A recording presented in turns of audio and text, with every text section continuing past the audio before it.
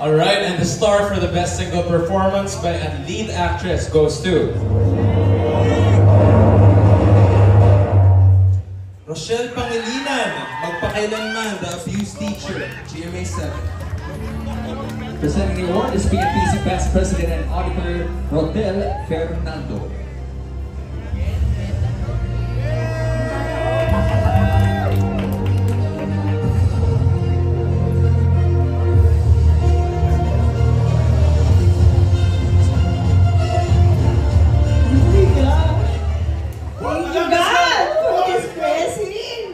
Thank you. And thank you PMPC Star Awards for this Best Single.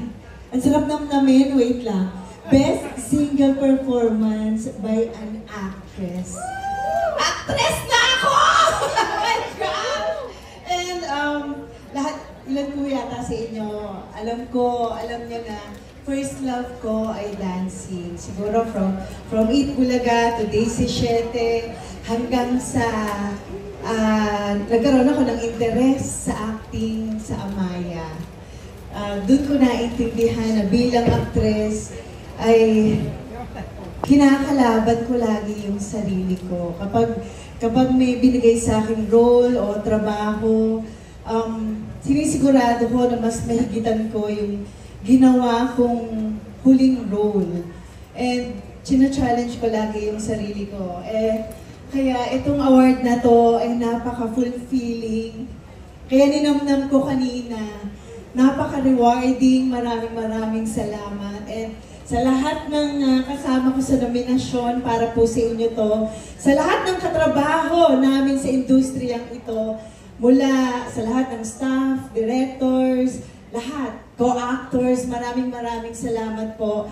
At syempre sa aking home network, mulat sa pool na tumuntong ako sa showbiz industry, ang GMA 7. Maraming salamat ang Sparkle family, ang PPL family, at higit sa lahat sa pamilya ko na si Arthur Solinap na asawa ko na lagi nakakakita na minsan sinasabi niya sa akin na, oh, naglalakad tayo sa mall, bakit mo akong warrior maglakad? So, may method ko na minsan at syempre sa anak kong si Shiloh, anak para sa ito. And maraming salamat po magpakailanman. Kung hindi po dahil sa inyo, hindi ako magkakaroon nito. Maraming salamat po. Thank you! Thank you!